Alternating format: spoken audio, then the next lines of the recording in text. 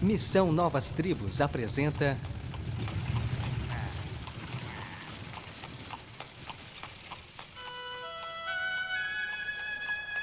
Ital.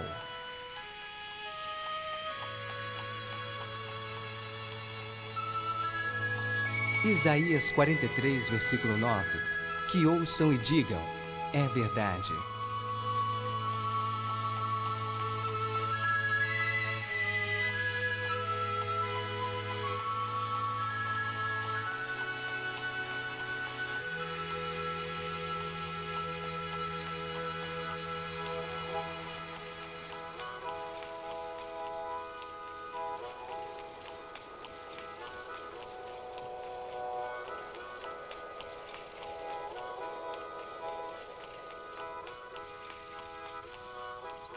O Vale, terra dos Amish, terra dos Menonitas.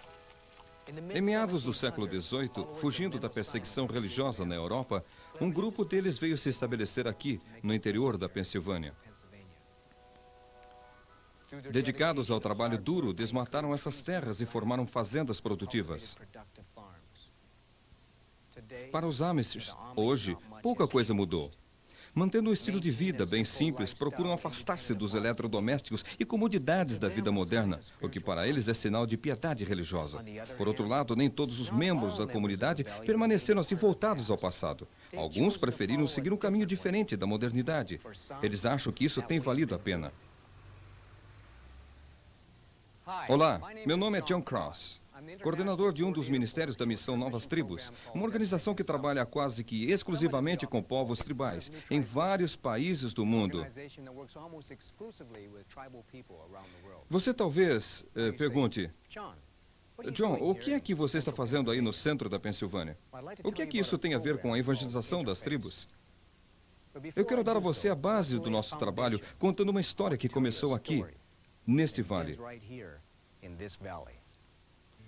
Um dos filhos desta terra é Mark Zook. Há 10 gerações, em 1742, a família Zook emigrou da Suíça para cá. Eles têm vivido aqui desde aquela época. Mas o Mark não ficou. Depois de ouvir um desafio missionário, ele e sua esposa decidiram que também seriam missionários. Eles foram então a uma agência missionária para uma entrevista. Bem, eu tinha 30 anos naquela ocasião e havia concluído apenas o 2º grau. E a agência me disse que eu levaria 4 anos para terminar o curso teológico e naquela altura seria muito velho para aprender uma língua tribal. As pessoas questionavam se eu deveria levar meus filhos para uma tribo ou ir para um clima tropical com os meus problemas de saúde. Eles me diziam, deixe os nativos para lá, eles são felizes do jeito que estão. Rejeitados, mas não derrotados, Mark e sua esposa Glória foram para uma das escolas da Missão Novas Tribos, onde receberam um preparo especializado em evangelização transcultural. Assim que terminaram o treinamento, foram enviados pela sua igreja local até um campo missionário.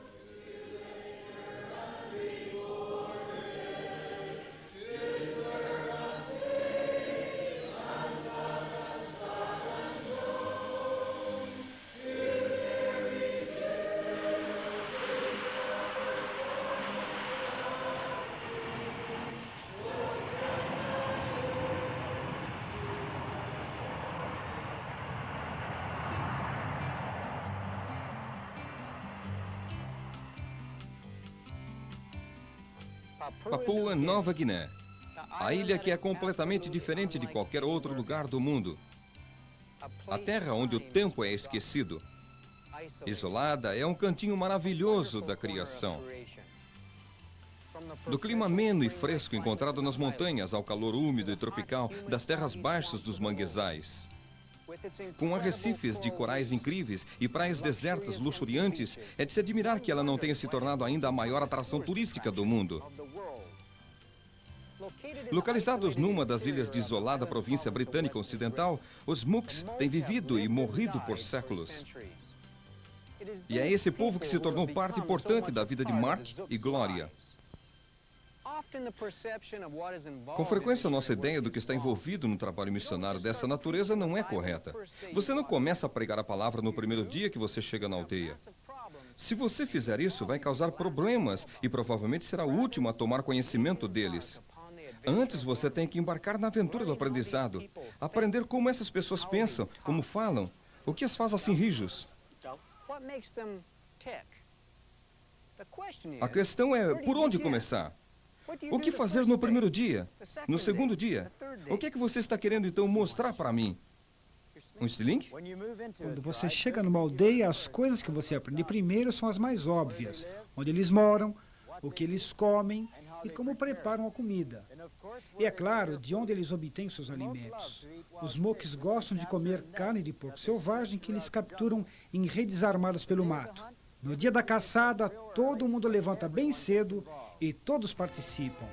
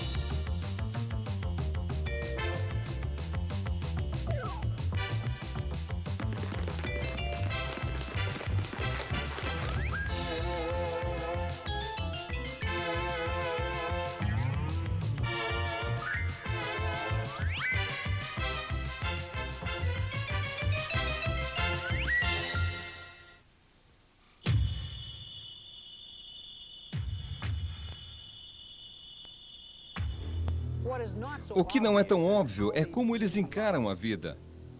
Alegria exterior não significa vida sem medo por dentro.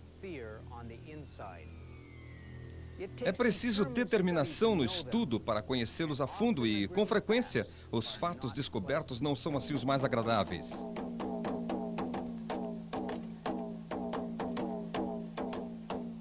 À medida que estudamos seus costumes e a maneira de pensar deles, uma das coisas reveladas foi o constante temor e opressão em que esse povo vivia. Um dos aspectos da cultura estava ligado aos ancestrais mortos. Um homem vestia uma grande máscara e saía dançando pela aldeia. Eles criam que esse era o espírito de um ancestral morto voltando.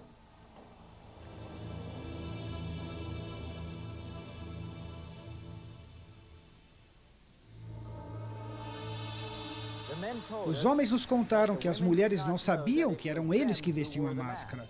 Eles guardavam a máscara escondida num lugar reservado exclusivamente para os homens. Eles nos explicaram o seguinte: se uma mulher visse a máscara, ou se ela descobrisse que se tratava de um homem que a vestia, não o espírito, o castigo para aquela mulher era a pena de morte. Quando eu era um menino, minha mãe descobriu o segredo e viu a máscara. Conforme o nosso costume, meu pai, homem severo, ordenou que minha mãe fosse morta quando ele morresse. Assim que ele faleceu, mostraram a máscara para minha mãe, e os 2 irmãos dela levaram-na para o mato. Eles não queriam fazer aquilo, mas as nossas crenças obrigavam-nos. Eles passaram uma corda de casca de árvore em volta do pescoço dela. Eu era bem novo, mas eu me lembro bem. Minha mãe era jovem e eu a amava. Minha mãe foi morta porque ela viu a máscara. Nós vivíamos aterrorizados. Time goes by, the day, the night, and they don't know. Children cry, men live, they die, and they have no hope. So many people just existing. Are we really listening to the tears and the fears of the unknown? Killing to live and living to kill, yet dying in their sin. Their faiths are strong, but they're all wrong. Their gods just can't win. They tremble at the thought of them. The sun, the moon, the birds, the spirits. Oh, how can it be that they just don't know? He is willing that none should perish. He desires each one as his own. He sent his perfect Son to die for them. The Son now reigns next to his Father's throne, but so many just don't know.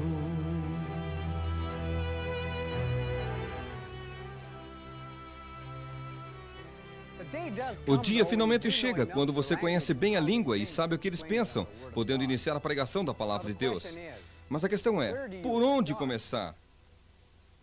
A Bíblia é um livro tão grande e nenhum membro da tribo Mook jamais teve qualquer contato como nós temos com as Escrituras. Antes de começarmos a pregar, tivemos que preparar lições bíblicas.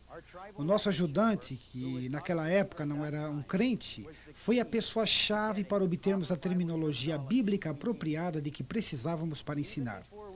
Mesmo antes de iniciar o ensino, os Mooks pareciam pressentir que estavam para receber uma mensagem maravilhosa. Quando o ensino começou, a aldeia toda de 320 pessoas se reuniu para participar. Nós não mencionamos nada sobre Jesus até que concluímos 2 meses de ensino das histórias fundamentais do Velho Testamento. No primeiro dia, nós começamos mostrando para eles um mapa da aldeia. E aí apontamos onde as outras aldeias Mook estavam localizadas naquele mapa. A partir daí, explicamos para eles, progressivamente, onde eles estavam situados em relação às tribos vizinhas, e onde eles estavam localizados na província, e a posição da província no país da Papua Nova Guiné, e onde Nova Guiné estava em relação à Austrália, Japão, Estados Unidos e Israel. Depois eu expliquei para eles como a Bíblia, a palavra de Deus, a fala de Deus, veio há muitos anos atrás, de Israel à Europa e para o mundo, e agora estava chegando também para eles, o povo Mook.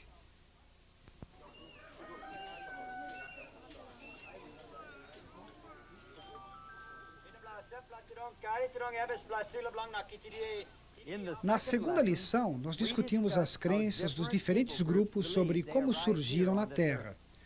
Os Mooks criam que foram criados por 2 tipos de pássaros. Quando eu falei para eles que há pessoas em nosso país que acham que o homem evoluiu de uma criatura simiesca, eles comentaram, que gente estúpida. Então eu perguntei para eles, de todas essas crenças, qual delas é a correta? E eles disseram, nós não sabemos. Aí eu expliquei para eles que por essa razão, Deus nos deu sua palavra escrita que nunca muda. Começando com Deus, nós explicamos como Ele é, seus atributos. Aí falamos sobre Satanás e seus anjos caídos. Os Mooks acharam que o inferno é o lugar certo para o diabo e que Deus era justo em mandá-lo para lá com os demônios. Depois ensinamos sobre a criação do mundo, e Adão e Eva. Falamos sobre a escolha do homem pecar e explicamos como Deus prometeu um Salvador que viria um dia para nos livrar do pecado. Nas histórias do Velho Testamento que se seguiram, enfatizamos a grandeza e a graça de Deus, a perdição do homem sem esperança por causa do pecado e a provisão de Deus de um sacrifício de sangue através da morte de um cordeiro. Com frequência usamos encenação para ajudá-los a entender o que estávamos ensinando. Quando contei que Deus pediu a Abraão que sacrificasse Isaac, surgiu um dilema. Abraão era um homem obviamente piedoso, de forma que ele deve obedecer a Deus. Mas foi através de Isaac que o Salvador foi prometido. Eu sei que Abraão vai obedecer e que Deus salvará a vida de Isaac, talvez com um cordeiro como substituto. Antes de terminar a história, 4 homens vieram individualmente me sugerir que Abraão obedeceria a Deus e que ele interviria salvando a vida de Isaac, providenciando um cordeiro como seu substituto. Eles desenvolveram uma reverência sincera para com Deus e temiam que pudessem ser destruídos por causa dos seus pecados. Eles disseram: nós somos exatamente como aquelas pessoas de Sodoma e Gomorra. Por 2 meses, nós ensinamos lições chaves do Velho Testamento cronologicamente, antes de apresentarmos Jesus como Salvador, nascido como uma criança neste mundo. Ao estudarmos a vida de Jesus, os Moques se tornaram grandes admiradores do Senhor. Jesus se tornou o herói da tribo. Eles o amavam e o veneravam. O povo da aldeia nunca perdeu uma lição durante as semanas que Mark ensinou de segunda a sexta, 2 vezes por dia. Os doentes eram trazidos em macas para os estudos.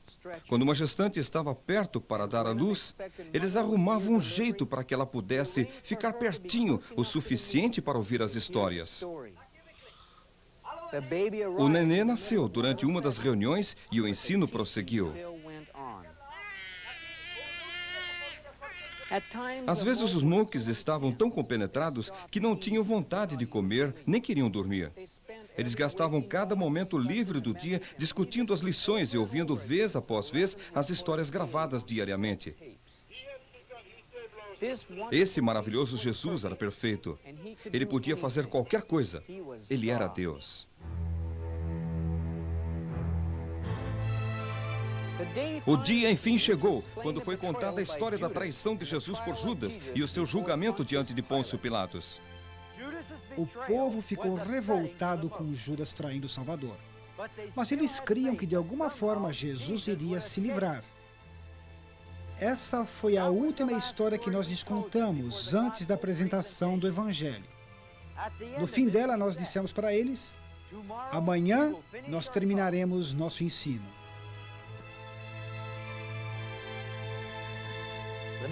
Na manhã seguinte, a aldeia toda estava reunida antes do nascer do sol e eu comecei apresentando Jesus diante de Pilatos.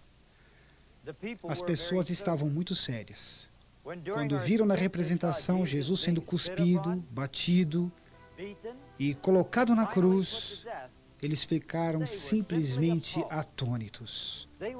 Eles ficaram abalados. Não podiam acreditar no que estavam vendo. Pelo fato da morte e o derramamento de sangue ter um significado profundo para o Evangelho, nós havíamos enchido uma bexiga com água colorida para ser furada pelo nosso soldado romano designado. Foi quando eles viram o sangue que a história começou a ter significado para eles. Nossa exposição e apresentação da ressurreição de Jesus foi simples, mas poderosa para eles. O Salvador estava vivo.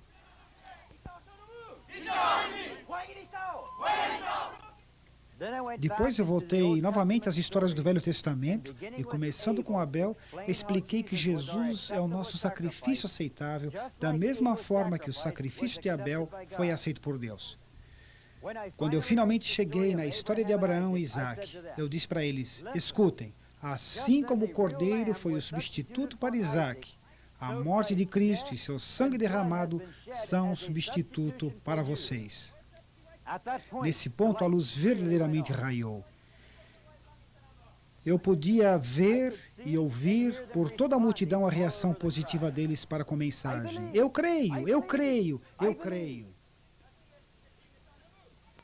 Coloquei-me no meio deles e perguntei o que eles achavam. E de todos os lados surgiram respostas como esta.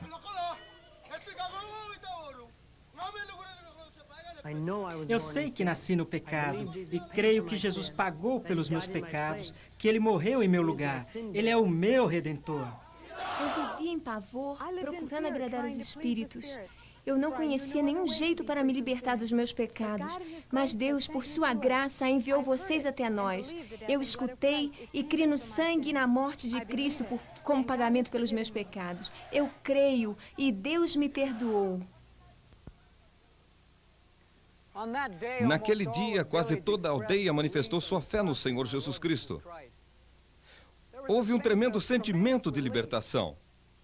Os Moques são geralmente o povo reservado. Mas quando os convertidos sentiram a libertação de seus pecados, um regozijo espontâneo brotou no meio deles.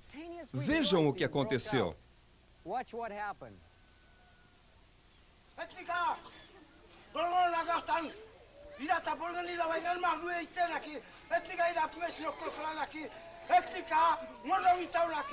Esse homem está testemunhando que ele também crê que Jesus Cristo pagou pelos seus pecados. Etal quer dizer é verdade, verdadeiramente, verdade.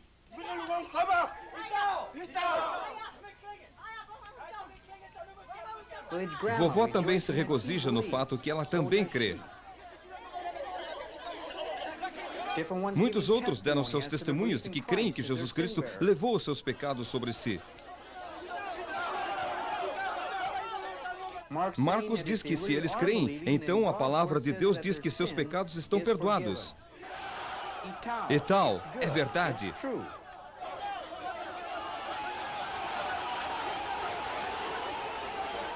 Um regozijo espontâneo rompeu entre eles e continuou por 2 horas e meia.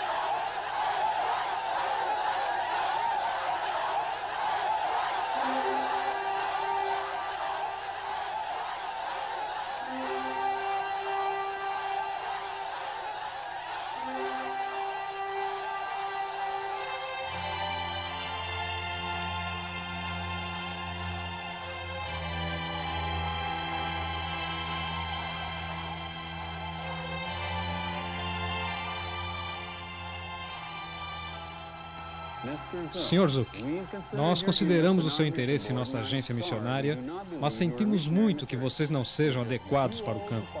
São muito velhos. Glória, não se aflijam por causa desse povo. Considere sua saúde e suas crianças. Marcos e Glória, como igreja, nós vamos ficar na retaguarda de vocês. Nós vamos orar por vocês e sustentá-los. Ide em nome do Senhor.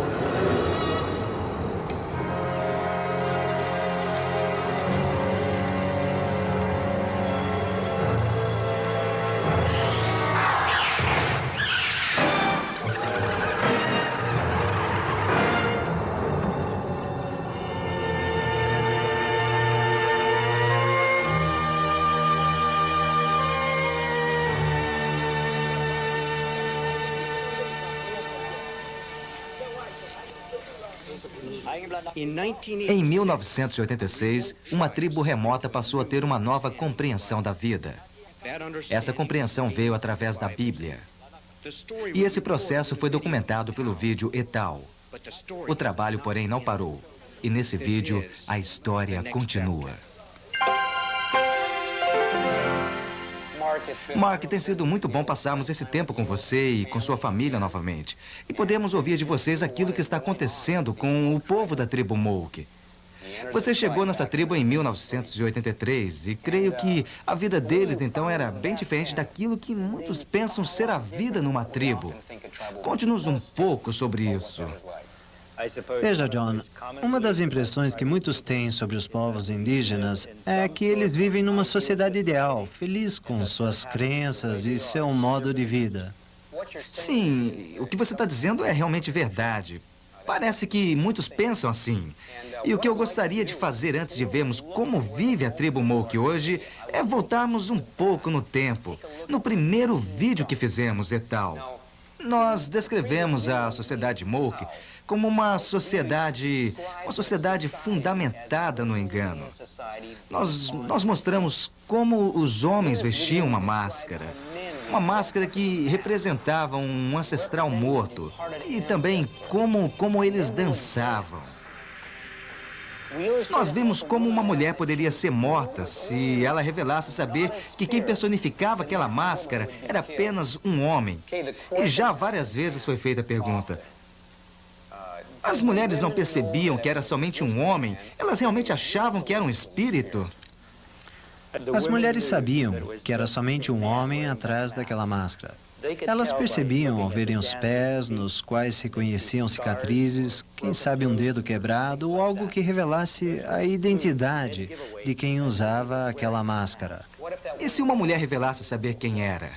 Bem, então ela teria que ser morta. É isso que os homens da tribo me explicaram, era o costume deles. Outra coisa que os homens faziam era obrigar as mulheres a fazerem muita comida para o espírito da máscara. E não estou exagerando ao dizer que era muita, eu já vi. Era um exagero. E não era nada fácil. As raízes têm de ser desenterradas, carregadas pelas escorregadias trilhas montanhosas e então preparadas. E à noite, os homens faziam uma grande festa em sua maloca, onde a presença das mulheres era proibida.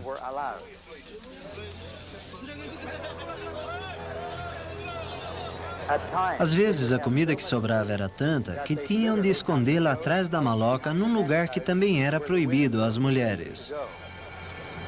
Eles nunca davam nada às mulheres, pois queriam que elas acreditassem que os espíritos eram quem comiam a comida. E as mulheres nunca reclamavam das injustiças a que eram submetidas, pois isto lhes custaria a vida. O medo as mantinha caladas. Não era nada fácil a vida das mulheres. Ouvir isso deve ser um choque para as pessoas que creem que os povos tribais vivem em sociedades felizes e ideais. Um medo que obriga alguém a se calar certamente não é característica de felicidade. É verdade. E não eram somente as mulheres que viviam dominadas pelo medo. Toda aquela sociedade vivia debaixo do medo. Na tribo Moke e em muitas outras tribos, a feitiçaria é a coisa mais temida nesse mundo. Por exemplo, recentemente ouvi uma história de um homem chamado Kamaias. Kamaias era um homem poderoso que vivia na aldeia de Dandangabu. Um inimigo de uma tribo vizinha fez um trabalho de feitiçaria contra ele. O pajé capturou o seu espírito numa latinha. Ele levou essa latinha para casa e jogou-a no fogo. E enquanto a latinha esquentava, Kamaias começou a arder em febre. Ele sabia que a febre era causada por feitiçaria. Ele ficou com medo, tanto medo que me disseram que ele chegou até a chorar. E finalmente, ele morreu. Qualquer um que pensa que essa gente vive feliz do modo que está, precisa ver um dos seus funerais. Em nossa sociedade ocidental, fazemos a morte parecer menos trágica. O corpo é colocado num caixão bonito e maquiamos a pessoa para fazê-la parecer que está dormindo. Ela é cercada por flores e fazemos discursos em sua memória. E ainda temos uma esperança, mesmo que para alguns ela seja falsa, de poder rever esta pessoa no céu. A nossa cultura traz no fundo de sua mente a esperança de que se uma pessoa é boa em vida, ela terá um destino feliz após esta vida. Na sociedade tribal, porém, não existe casa funerária. Os mortos não recebem nenhuma maquiagem, não existem flores, não há quaisquer discursos e não existe qualquer esperança.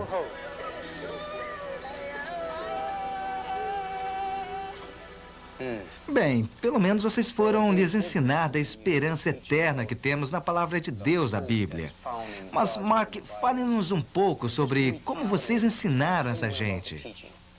Claro. É esta parte que realmente me anima. Nós tomamos a Bíblia e, começando em Gênesis, ensinamos em sequência cronológica, escolhendo passagens-chave sobre Deus, quem Ele é, como Ele é, e tópicos como o pecado, o que é, quem é pecador e o julgamento desse pecado. Cada tema e cada lição se baseavam nas anteriores, como numa revelação progressiva da palavra de Deus. Enquanto ensinávamos pela primeira vez o Velho Testamento, os homens da tribo começaram a me procurar, querendo saber como fazer com toda a falsidade em que viviam. Eles estavam aprendendo que todo engano é pecado. O peso do pecado começava a pesar sobre os seus ombros. O que faremos, Mark? Nós mentimos para as mulheres. Nós as enganamos, as iludimos. O que vamos fazer? Deus vai nos julgar pelas mentiras. Mas se contarmos para as mulheres, vai ser uma grande vergonha. Na cultura deles, um homem nunca pedia desculpas a uma mulher. Mas depois de aceitarem a Cristo, os homens Moke reuniram as mulheres para lhes dizer como eles as enganavam com as máscaras. E as mulheres lhes disseram: mas nós sempre soubemos que eram vocês e não um espírito. Pois as mulheres se faziam de enganadas para não serem mortas como mandava sua cultura. Agora, não pense que esta não era uma questão séria para eles. A cultura tradicional Moke conta como uma tribo inteira foi exterminada por outra por ter revelado o segredo da máscara a uma de suas mulheres. Então, ao final de sua cronologia, vocês lhes ensinavam sobre a morte e a ressurreição de Jesus Cristo. Sim, e foi aí que nós lhes mostramos a associação entre o Velho e o Novo Testamentos. Foi então que eles perceberam que o sacrifício do Cordeiro registrado no Velho Testamento era uma figura daquilo que Cristo faria na cruz. O vídeo Etal tem uma cena que muitas pessoas já me disseram ser a predileta. Vamos vê-la então.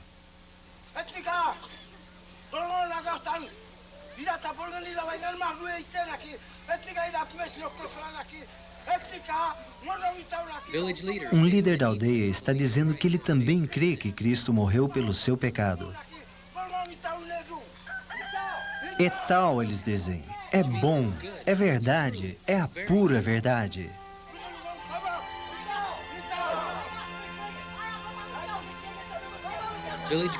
Uma avó se alegra por ele crer e ela diz que também crê. Vários Moke dão o seu testemunho de crerem que Cristo carregou os seus pecados. Eu disse: se vocês realmente creem, então a palavra de Deus diz que os seus pecados estão perdoados. Etal, é bom, é verdade. E um júbilo espontâneo se espalha entre os Moke numa celebração que durou 2 horas e meia. Todo o desânimo e cansaço das longas horas de estudos culturais e linguísticos que passamos, de repente se tornaram insignificantes. Aquelas primeiras horas, depois de completarmos o plano do Evangelho, fizeram com que tudo valesse a pena. Mark, a última coisa que eu estaria pensando naquele dia seria: qual o próximo passo? Mas você me disse que naquele dia aconteceu uma coisa que se tornou um marco histórico no crescimento desses novos crentes em Cristo. Eles festejaram por um longo tempo, e enquanto eu ouvia aqueles testemunhos e via todo aquele júbilo, me veio à mente aquilo que um pastor me compartilhou na América. Ele disse: A primeira coisa que faço é estimular os novos convertidos a compartilharem as boas novas com outros. Ele queria que eles fizessem isto antes de descobrirem que muitos crentes em Jesus não compartilham sua fé. E foi isto que me veio à mente naquele momento, em meio à alegria dos novos convertidos. Então, naquele mesmo instante, eu comecei a perguntar: quando é que vocês vão contar essas boas novas às outras tribos? E, de repente, todos se aquietaram. Então, eu insisti na pergunta. Ninguém respondia. Ninguém. E os Moke não são assim. Eles sempre respondiam às perguntas. Então, eu lhes perguntei o que eles estavam pensando. Um deles, o Mendo, respondeu dizendo: sim, nós iremos, mas nós não temos nenhuma ideia de como fazer isso. E todos se uniram a ele dizendo animadamente: sim, nós iremos. Assim eu respondi: muito bem, eu vou lhes mostrar como se faz.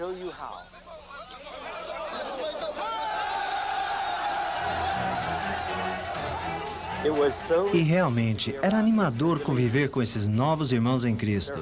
A sua fé era tão simples. Por exemplo, pouco tempo depois, eu estava ensinando o livro de Atos. E no 4º capítulo, nós líamos aquela parte em que os apóstolos Pedro e João deram seu relatório à igreja. O texto diz: ouvindo isso, levantaram juntos suas vozes a Deus, dizendo: ó soberano, tu fizeste o céu, a terra, o mar e tudo o que neles há.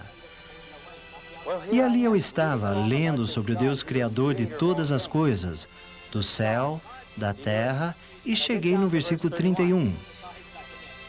Depois de orarem, tremeu o lugar em que estavam reunidos. Pois exatamente após eu ler esta passagem, ocorreu um tremendo terremoto. Eu saí correndo e gritando para que eles saíssem debaixo de onde estavam, para que nada caísse em cima deles.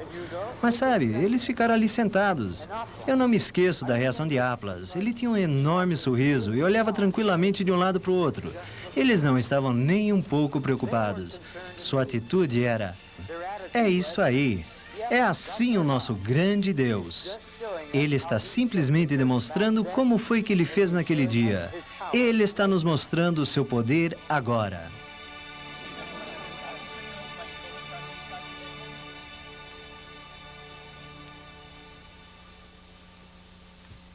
Com a nova honestidade que passou a haver entre os Moke, muitos relacionamentos quebrados pela falsidade puderam ser restaurados. Os maridos passaram a mostrar mais amor e cuidado pelas suas esposas. Eles pararam de enganá-las e as surras que lhes davam tornaram-se coisa do passado.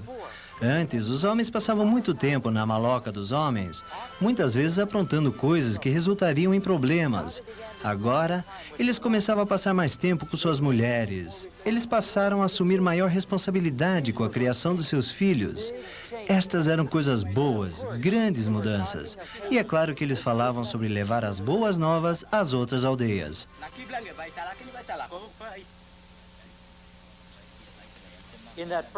Na primeira semana, depois deles se converterem, apareceram 3 homens de uma aldeia vizinha querendo saber se nós os ensinaríamos. Eles têm luz nos seus olhos, mas nos nossos olhos só trevas.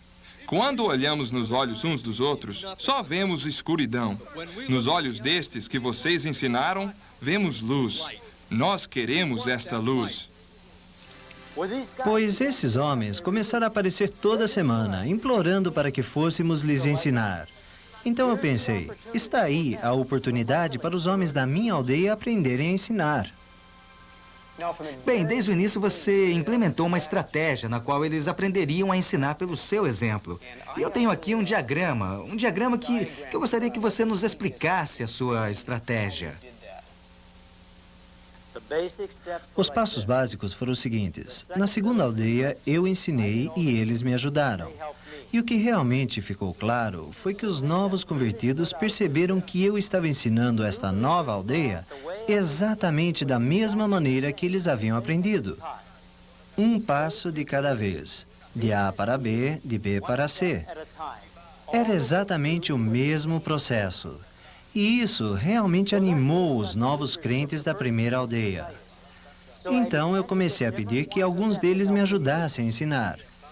Eles ficaram com bastante medo a princípio, mas se deram muito bem e foram ganhando confiança com o passar do tempo.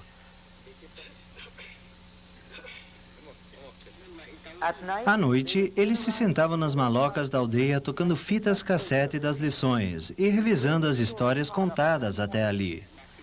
Eles realmente ajudaram. Quando chegamos à terceira aldeia, foram eles que ensinaram e eu somente ajudava.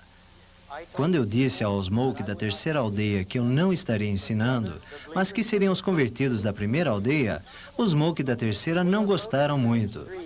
Eles não queriam professores Moke. Eles tinham receio de que os Moke não ensinariam direito.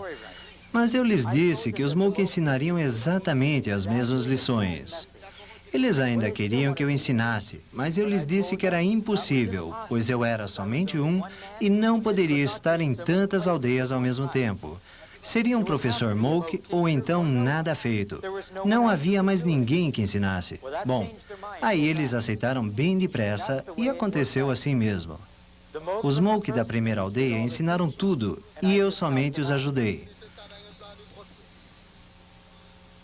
Na quarta aldeia, os Moke ensinaram e eu só assisti. E isso já se estendeu a 12 aldeias? Sim. E desde a quarta aldeia, os professores foram os Moke.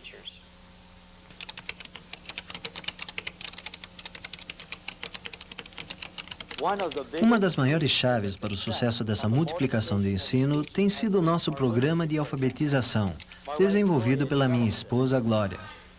A fome pela palavra de Deus pode ser muito grande, mas se você não tem pessoas que possam ler a Bíblia, então não terá professores habilitados e você terá um problema nas mãos.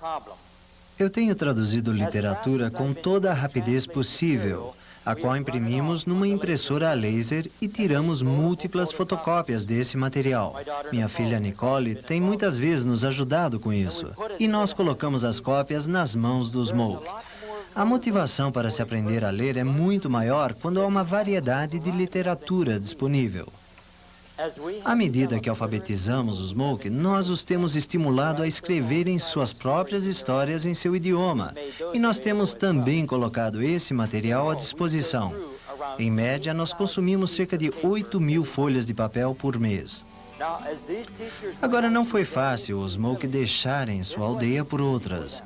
Às vezes, pensamos que é mais fácil para obreiros ou professores indígenas, missionários indígenas, deixarem os seus lares, mas não é.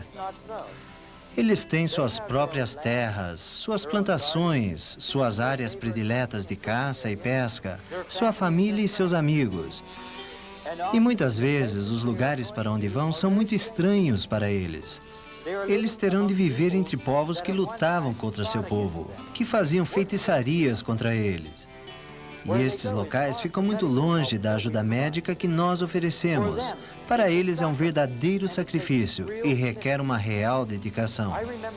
Eu me lembro de Tawal, um dos nossos professores. Ele disse, sabe, na verdade eu não preciso ir. Eu poderia ficar aqui, mas eu sinto que Deus quer que eu vá. E isto basta. Assim eles vão. Nós temos 15 professores treinados em alfabetização e 42 professores bíblicos. E eles estão trabalhando em 12 aldeias. Sim, nós escolhemos uma dessas aldeias e do material bruto que vocês filmaram, nós montamos uma breve sequência de imagens. Vamos acompanhar a partir do último dia de ensino em que os professores encenam a vida de Cristo. Existem alguns crentes entre os espectadores que vieram nesse dia, mas eu acredito que a maioria que se vê é de não crentes. Muito bem. Aqui vemos Jesus sendo trazido perante Pilatos. Eles estão fazendo as acusações contra ele. Eles dizem, este é um homem mau, ele é culpado. Pilatos pergunta, mas o que foi que ele fez? Ele não está convencido de que as acusações são verdadeiras. Eles perguntam a Pilatos, de quem você é amigo? Você é amigo desse homem ou amigo de César? Você quer ser amigo de um homem mau? Agora estão surrando Jesus. Eles não batem com força suficiente para doer, mas são bem convincentes em transmitir a ideia de que Cristo realmente foi ferido. Todos os participantes desta dramatização vêm de aldeias que já foram evangelizadas. Eles são líderes cristãos, homens formidáveis. Eles cravam os pregos entre os pés e os dedos das mãos. Eles usam um corante vegetal misturado com água. É muito real.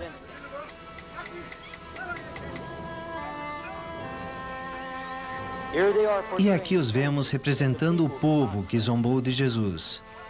Ei, você aí na cruz. Você ajudou os outros. Vamos, ajude a si mesmo. Você não é capaz? Desça daí. Você não é tão poderoso? Você é mentiroso, é um enganador. Você não passa de um farsante. Várias pessoas já me disseram que quando eles veem os zombadores, estes causam um verdadeiro impacto neles. É o próprio Deus que está sendo zombado. Agora Jesus está morto e um soldado fura o seu lado com uma lança. Nós colocamos um saco plástico com corante vermelho para simbolizar o sangue derramado.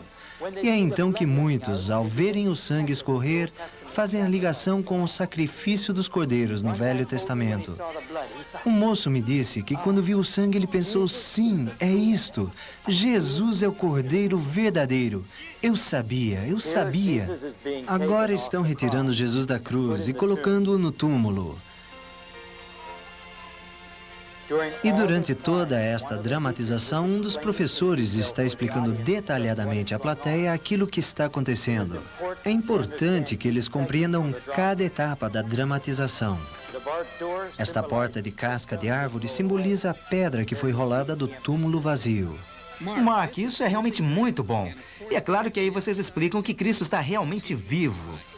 Exatamente. E no final, Cristo aparece dando a grande comissão, dizendo que devemos ir a todo mundo e pregar estas boas novas a todos.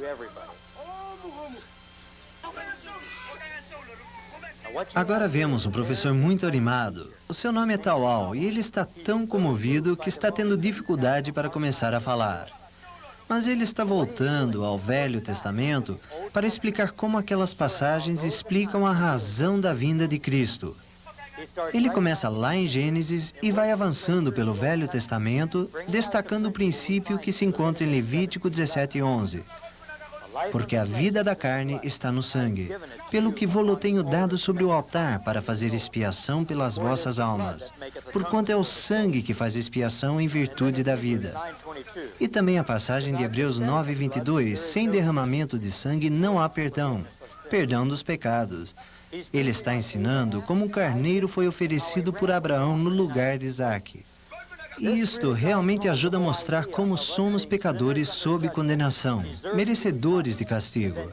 E então a morte de Cristo derramando seu sangue para pagar pelo nosso pecado.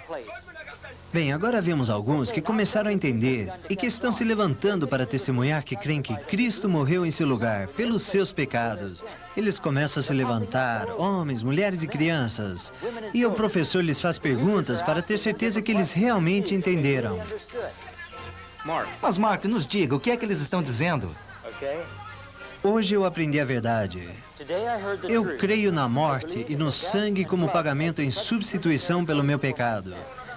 Jesus tomou meu lugar e o meu pecado está perdoado. O professor lhe pergunta, se você morresse agora, o que aconteceria com você? E ele responde, eu iria para o céu. O professor pergunta, e por que você diz isso? Ele responde, porque eu realmente creio que a morte e o sangue de Jesus Cristo tomaram meu lugar pelo meu pecado. Os testemunhos são todos parecidos, mas os professores fazem suas perguntas especificamente para cada pessoa. Se é uma pessoa que tinha um passado de boas ações, eles tentarão descobrir se ela está se baseando em qualquer mérito próprio para ser salvo. Este questionamento foi ideia dos Smoke.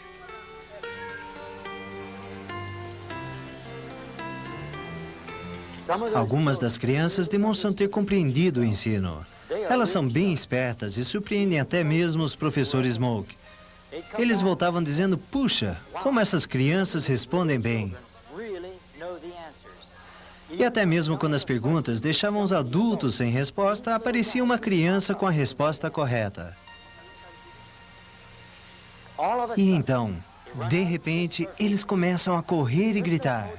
Não temos reação equivalente a esta em nossa cultura. É simplesmente o resultado de uma tremenda libertação emocional. Quando eles percebem que os seus pecados estão perdoados, já não há mais condenação. A culpa, o peso e a escuridão são coisas do passado. Eu e a minha família acabamos participando também.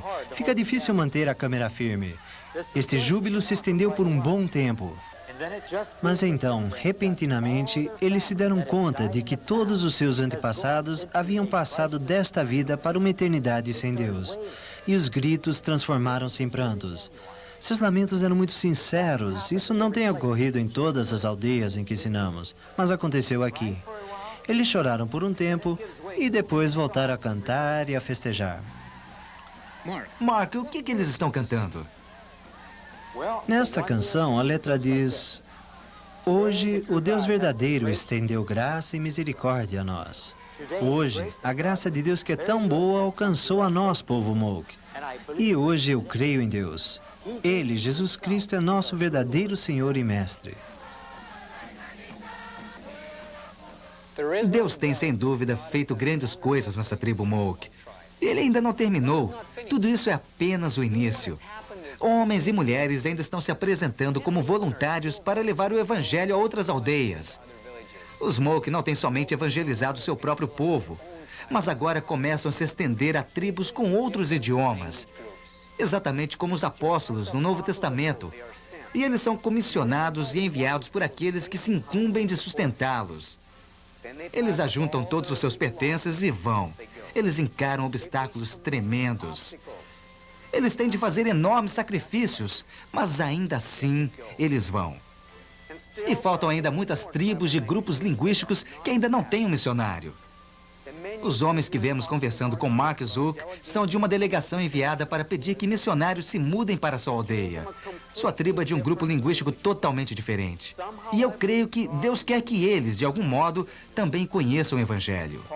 Há 2000 anos, o apóstolo Paulo escreveu palavras nesse sentido, que ainda são válidas hoje.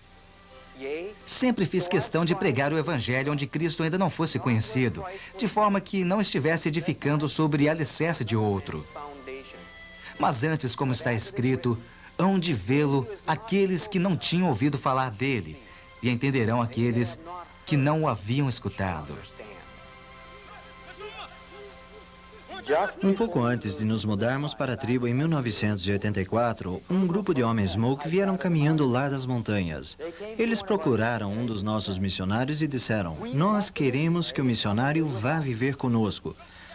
E eles falavam sério.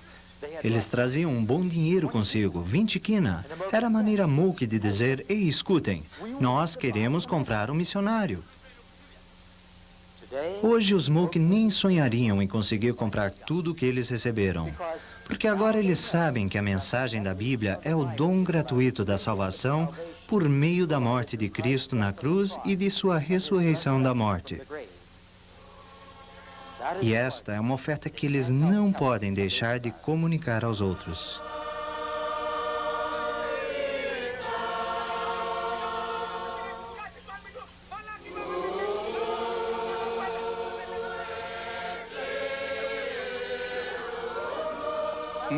Mark nunca ensinou esse hino aos Moke.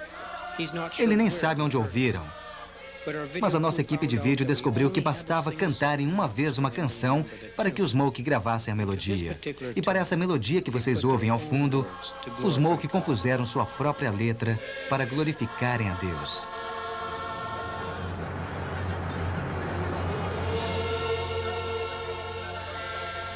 Foi difícil a nossa equipe de vídeo manter a sua objetividade enquanto gravavam as imagens. Estar no meio desse povo acaba lhe afetando. Eu assisti a uma reunião dos Moke quando um dos integrantes da equipe de vídeo chamou a minha atenção para um menino de uns 10 anos que diligentemente tomava nota da lição bíblica. Ele era muito cuidadoso. E foi aí que eu pensei, eu nunca vi nenhuma criança dessa idade fazendo anotações nas nossas igrejas ocidentais. E no último dia em que filmávamos, estava ali um velho chamado Lapite. A sua saúde era tão precária que nem sabíamos se ele chegaria ao fim dos ensinos. Mas ele conseguiu e veio a tornar-se um líder.